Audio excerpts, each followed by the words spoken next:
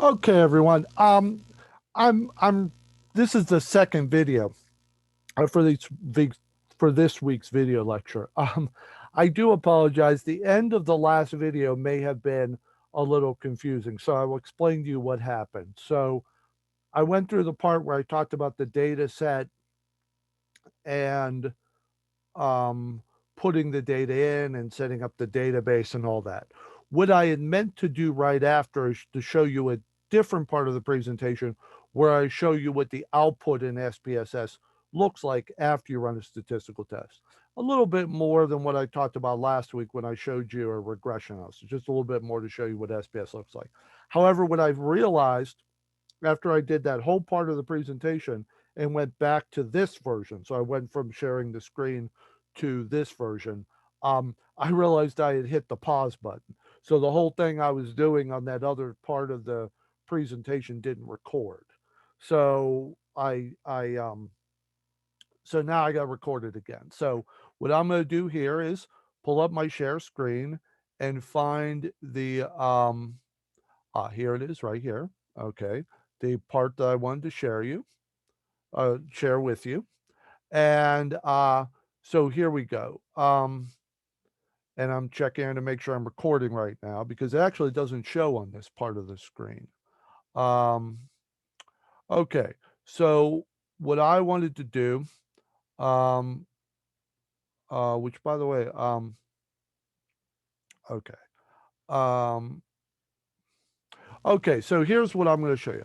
I'm going to show you what the steps look like to run an ANOVA in SPSS. You know, ANOVA is where you can compare one dependent variable and one independent variable, but you also could do well. One way ANOVA is one independent variable and a one dependent variable. But um, the reason you run an ANOVA instead of a t-test is um, you could have more than two levels of the independent variable. So so this would be a 2 by 3 ANOVA. Um, and this is a one-way ANOVA. So here's what happened. Okay, so here's what you do with SPSS. So what I showed you just a few minutes ago is you buy the SPSS, you put it on your computer, you set it up, and then there's a data view and a variable view. The variable view is where you define your variables for your data set, and then the data view is where you see your actual data set. Okay. So this right here, although you have the drop down, where you have the drop down menu here, if they hadn't pulled down the drop down menu, you would just see these two variables. One is type of course, and then the other is time, and this would be time on an exam. So how much time it took to complete an exam. Uh, and then there's beginner, intermediate, and then what you don't see, there's 30 cases in this data set. So it goes down to 30, and then two variables for each one. So what you do is you pull up your data set, and when you pull up your data set, you get this whole, this uh, these commands at the top. And the one that you would most often use for a data set or for a statistical analysis is analyze. Okay, and you can even see here when you look at analyze here the different statistical tests here. You know, if you got descriptive tests, but you got correlation, you got your regression analysis, and then you've got these other ones forecasting. Forecasting is actually like time series analysis. I didn't go into that last time, but that's similar to time series analysis. So forecasting, you could even do. I think I said last time you can't do time series analysis, and I actually was mistaken about that. It's different forecasting, but forecasting does some of the time series, some of them, some of the time series statistics. But here we're just going to focus on the one way ANOVA. And so what you would do is you would hit compare means, like you see here, and then you would choose one way ANOVA. Now notice under compare means, you also have t-tests, your different t-tests, along with your one way ANOVA. Okay, so it's a drop-down menu. Analyze, hit compare means, hit one-way ANOVA, and then going down, when you hit the one-way ANOVA, this dialog box comes up, and in the dialog box, you see your two variables, type of course and time, okay? Um, and then in this case, time would be the dependent variable and course would be the independent variable. So you've got three levels of the independent variable, and then you've got different times um, as the dependent variable. Now, what you would choose is you would want time to go under the dependent list because it's your dependent variable. But your independent variable would go in this section called factor. That's something to keep in mind with statistics. Um, sometimes the independent variable is called the factor or the factor variable as opposed to being called the independent variable. So you see what that looks like down here. You have the time and course right here.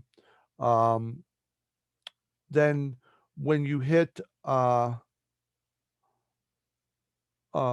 so when you get that, sometimes you might want to run some post hoc tests. And what post hoc tests are is when you run the ANOVA, it tells you whether there is a significant relationship between the two variables. But what it doesn't tell you is, you know, it doesn't tell you where that significant difference is in terms of um, the different levels of the independent variable. So post hoc allows you to do those comparisons. So basically, it does t-tests between all the combinations. So in this case, post hoc tests for your ANOVA would be um, beginner versus intermediate, beginner versus advanced, because the three levels of the test of the courses are beginner, intermediate, and advanced. So it would do comparisons on beginner versus intermediate, beginner versus advanced, and then intermediate compared to advanced. So that would be your post hoc test, and in this case, it would be the Tukey. It's called the Tukey test. And then you click on that. You might want to get descriptive statistics, which basically gives you the summaries of the dependent variable for each level of your independent variable. And so, and then you would do that.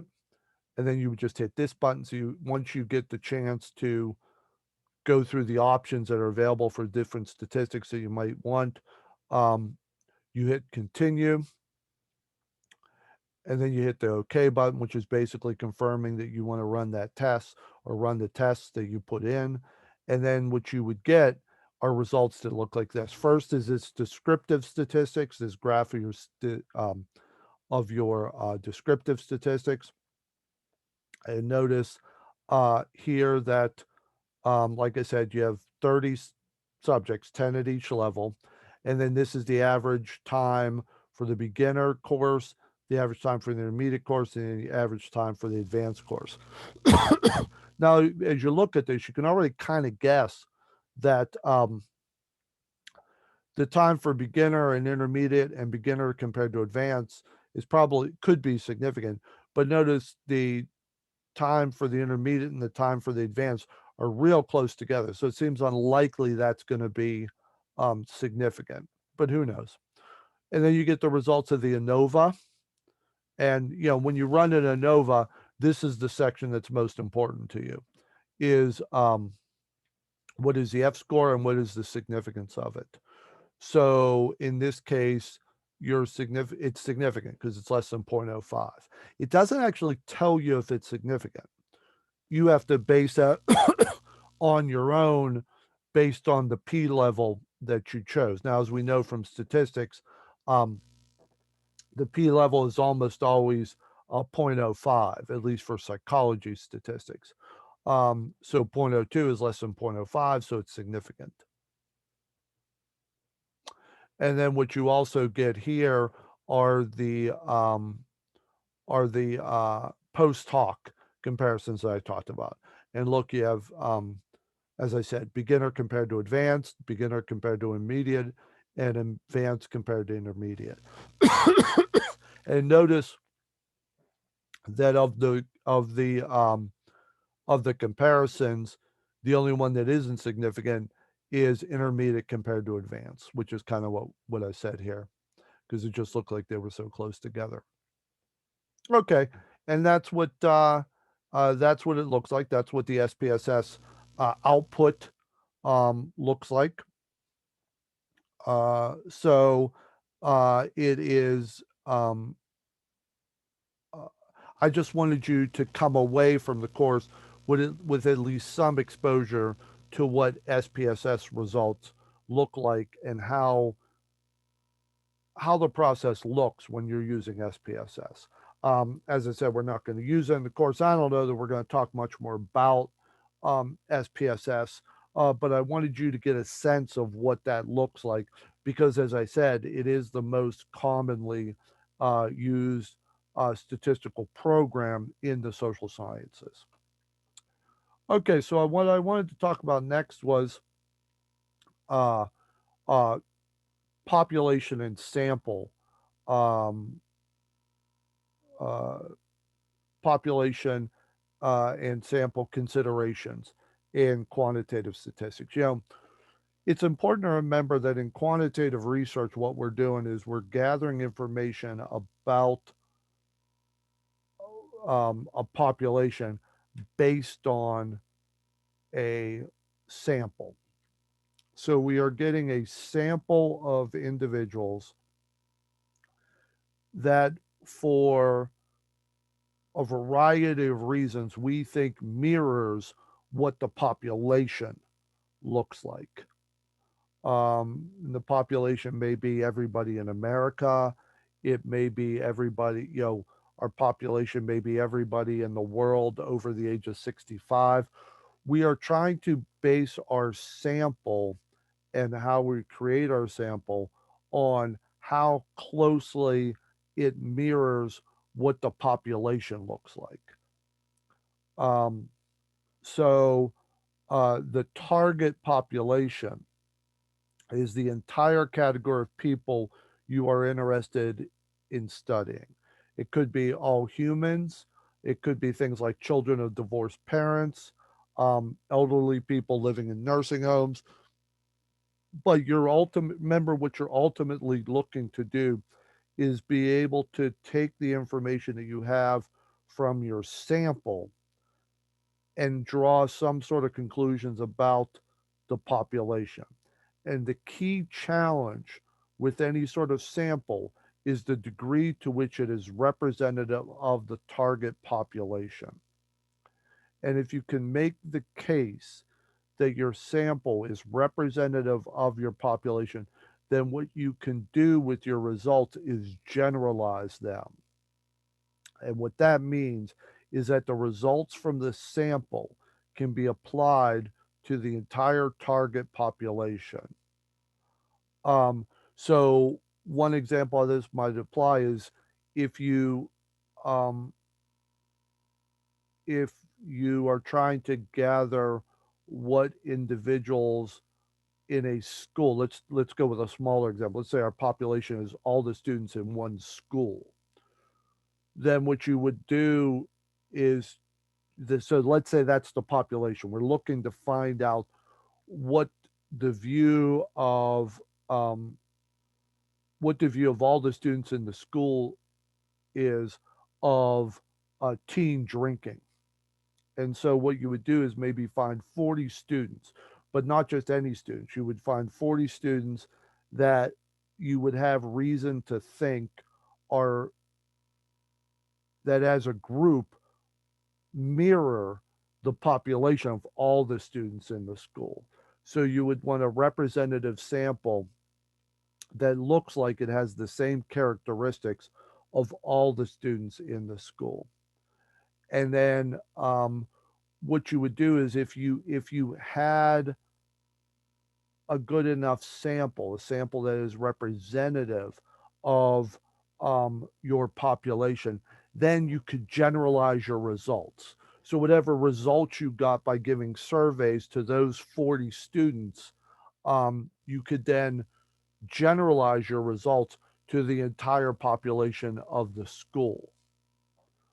Um, so, um, so what you would be doing here is you would be trying to. So when you do a study, you are not looking to. So if you do a study of only 40 people involved, you are not looking to just say something about those 40 people. You are looking to try to say something about the population that those 40 people represent. Now that comes down to sampling. So in the syllabus, I said that one of the topics we wanted to talk about were population, and that's um, certainly something covered in your reading.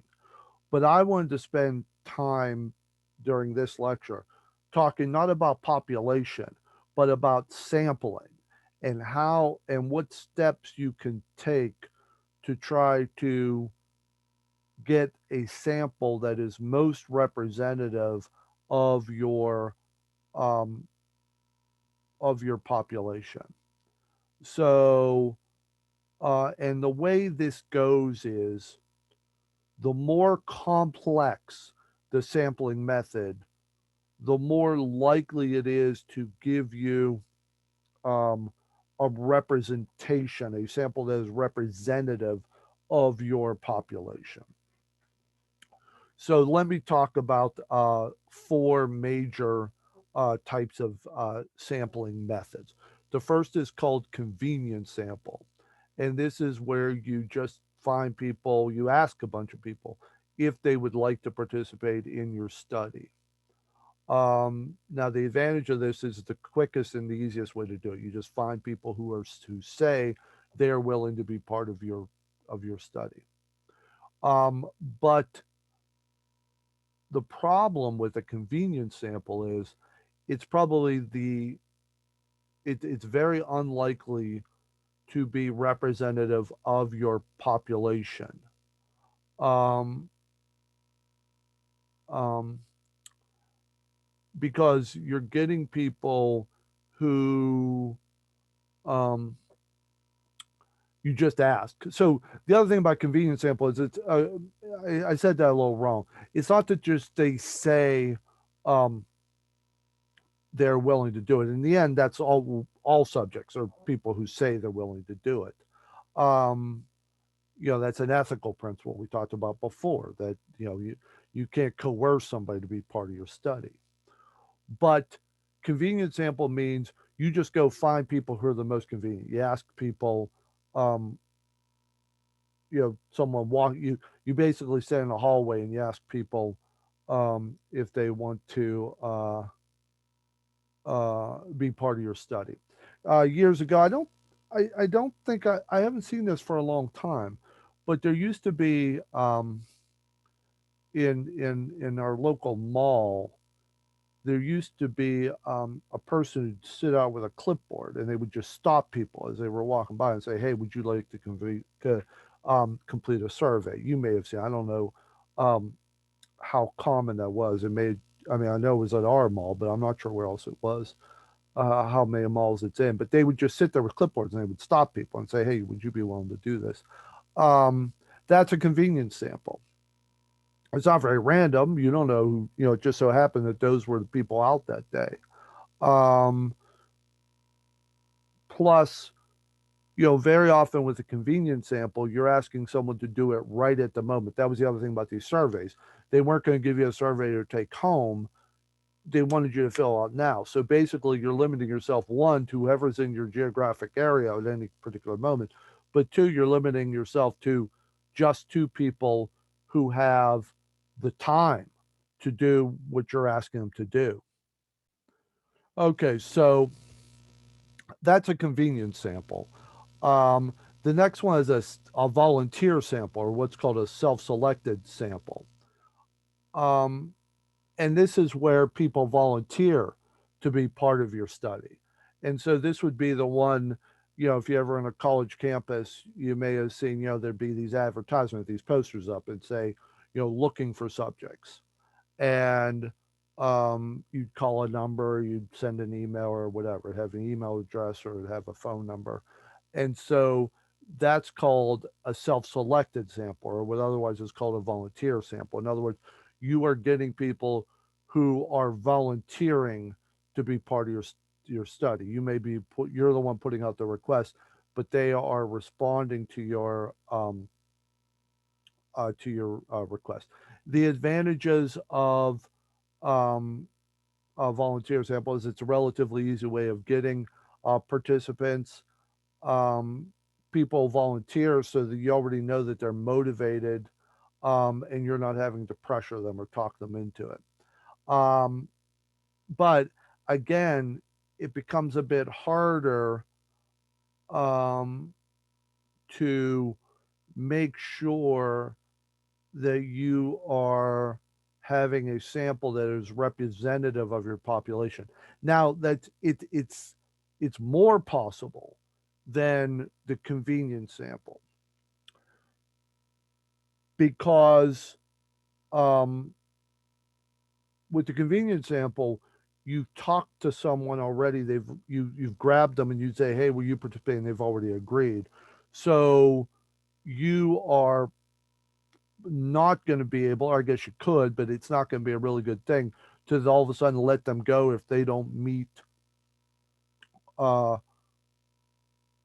your study criteria. With a volunteer sample, you at least have the possibility of, if you want your sample, if in order for your sample to be representative of the population, you want to have, you know, 20% between the age of, you know, 20 and 30, 20% between 30 and 40, 20% between 40 and 50, 20% between 50 and 60, and 20% between 60 and 70, you can start to, you can take the people who volunteered and sort of randomly pick them. And like once you get to, you know, whatever 20% would be of your target sample size. Let's say you want 100 people, you would be 20% of each age group. Once you got 20 people from your volunteers, you could just stop taking volunteers and say, okay, well, we're really not looking for more people here. You could also deal with a convenience sample. It's just a little trickier because you've already stopped someone. You don't know when you're going to get somebody else to do it. So to get them and say, how old are you? You know, they tell you 25 and you've already got, 20 people in your 20 to 30 category. You could just say, okay, well, thank you very much, but we can't use your first study. But that's going to be real inconvenient. It's a little annoying. You've already inconvenienced them, ask them. They've already said yes, and now you're just asked them one question. They're going with the but with both the convenience sample and the volunteer sample, you can have some degree to which you make sure the person that there's an even split on the different variables you want to make sure that your sample mirrors your population. The next type of sampling that we could use here is called snowball sampling, and this is when participants are asked um, to not only participate but also asked to refer other people who would be willing to participate in the study. Um, Now this is um, you know this is a particularly useful one um, if you are trying to get a sample from a population that requires maybe an in or isn't particularly easy to interact with. An example from that I have for some other materials I have on this are doing research on street gangs. If you get one person as a member of a street gang to participate, then you might also get them to help you find other members of their gang who are willing to participate because gangs, don't tend to really welcome outsiders very quickly. Um, but it also can be an easy, sort of a way of it has an advantage over a volunteer sample, even though you're sort of already using volunteers because you're taking a person who's already agreed to be in your study and you're asking them to help you recruit other people. But it has an advantage over um, volunteer sample because you are at least spreading out your net, so to speak. You are going beyond just where you found these volunteers. Like let's say you put up your poster asking for volunteers in a college campus. Well, by definition, then your volunteer sample is going to be limited to people who are on campus, mostly college students and professors. Now, if your population is college students, that might work. You might, sticking with just a volunteer sample might work. But if your population, target population is individuals between 20 and 30, the college campus may still be a useful place, but it's going to be rather limited because not everybody between 20 and 30 is in college. So using snowballing helps because if you can bring in other people that your participants already knows, you're casting a wider net as far as geography, occupation, income level, all that stuff. So snowballing can help you maybe do better as far as mirroring your population on multiple variables than might be the case with volunteer sampling. Now, what can be a little bit of a difficulty here, what can be a little bit of difficulty here is that snowballing has another limitation in that what happens is all your uh, subjects know each other. When you're using snowballing, you run the danger that all your subjects are going to be familiar with each other, and that can limit sort of the quality or the randomness or the variability of your sample. But like I said, snowballing at least casts a wider net than volunteer sample. And then this sort of the ultimate sampling method, the sort of gold standard of sampling methods is random sampling. In fact, one thing you may remember from statistics is one of the assumptions of statistical tests is that your sample was attained by random sampling. That it's random. That these subjects were obtained through random means. Uh, what this means is random sampling is every person in the target population has an equal chance of being sampled. Um, so if you're looking to study individuals in the United States between 20 and 30, you would have a method that makes it equally possible that every individual between 20 and 30 in the country has an equal chance of being part uh, of your study.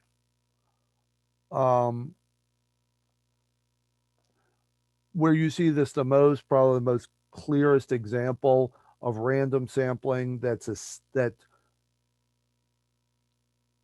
is made popular every 4 years, or particularly every 4 years, but really every 2 years, but particularly popular every 4 years are election surveys, where they have the list of every because an election survey, a telephone survey for an election, is going after registered voters most of the time. And so they already have a list of every registered voter in the country or in the county. Let's say it was a national election. They already have the name of every registered voter in the country. And then what they do is they choose um, individuals at random to be part of the survey. And then what happens is maybe you pick 100 names and then you give calls to those 100 people. And some of them will answer your survey and some of them won't. Some of them will hang up. So let's say you're looking to get 1,000 people, you choose 100 names, you get 40. So then you move on to the next 100 names, all chosen at random, and you get 40 more. You keep doing that until you get up to the 1,000 that you're shooting for.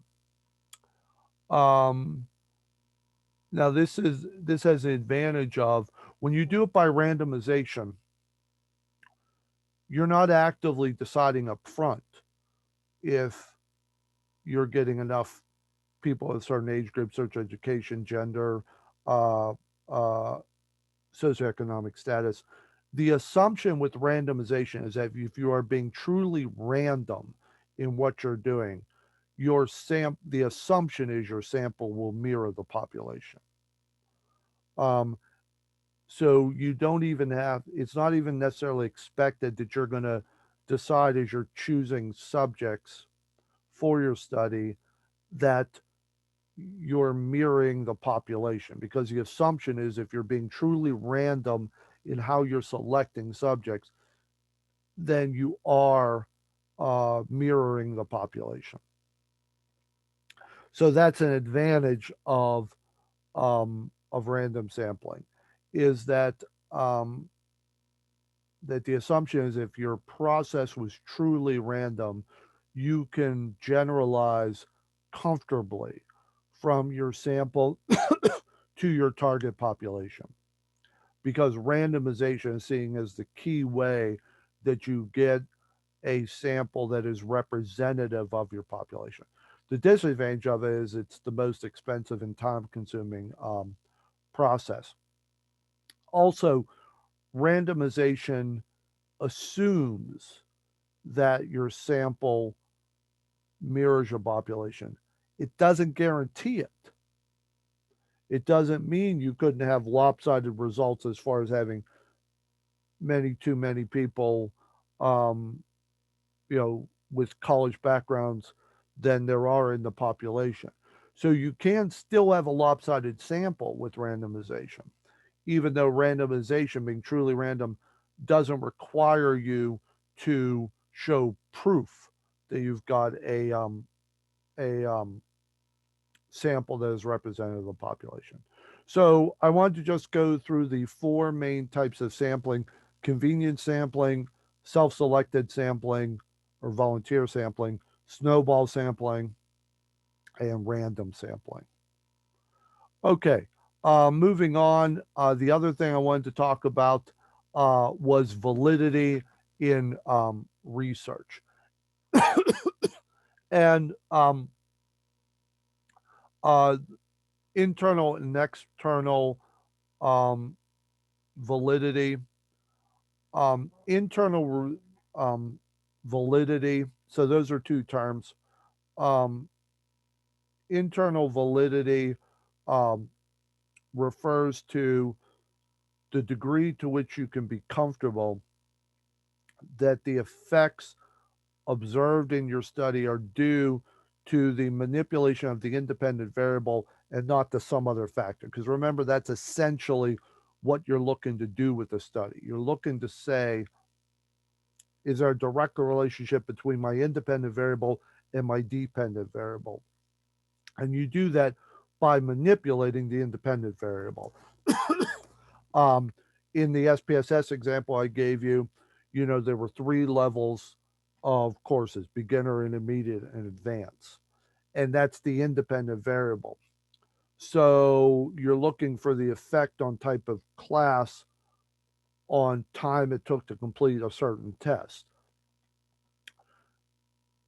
Um, Internal validity refers to the degree to which you can be sure that the significant differences you found were due just to the fact that you were using three different levels of the independent variable, and the definition for that type of validity is internal validity, and usually, and this is a whole other topic in and of itself that we'll touch on in the next class, the next live lecture. Um, um, the biggest way that you do that, that you have internal validity, is the degree to which you've controlled for extraneous variables. Um, and extraneous variables are those variables that could have an impact on your results other than just your independent variable and your dependent variable. One way you control for extraneous variables could be through things like using randomization for deciding on your sample. Internal validity is the degree to which you can be sure that the results you found were due exclusively to the the different levels of independent variable that you had in your experiment. External validity is the extent to which you can generalize the results of your study to your population. Um, and so um, the issue of generalization I talked about before, that's related to external validity. Internal validity is the degree to which you control for extraneous variables. External validity is the degree to which you can generalize your results from your sample to the population. Uh, so, and uh, the, the the degree to which you can do that is um, also based on the degree to which your sample is representative of your population. So notice how internal validity and external validity, although they're two different things, they're impacted by the degree to which you control variables, the degree to which you control, um, the demographics of your sample, and also the degree to which you randomly select subjects. Okay, we can pick up more of that at the next class. I will see you all Thursday.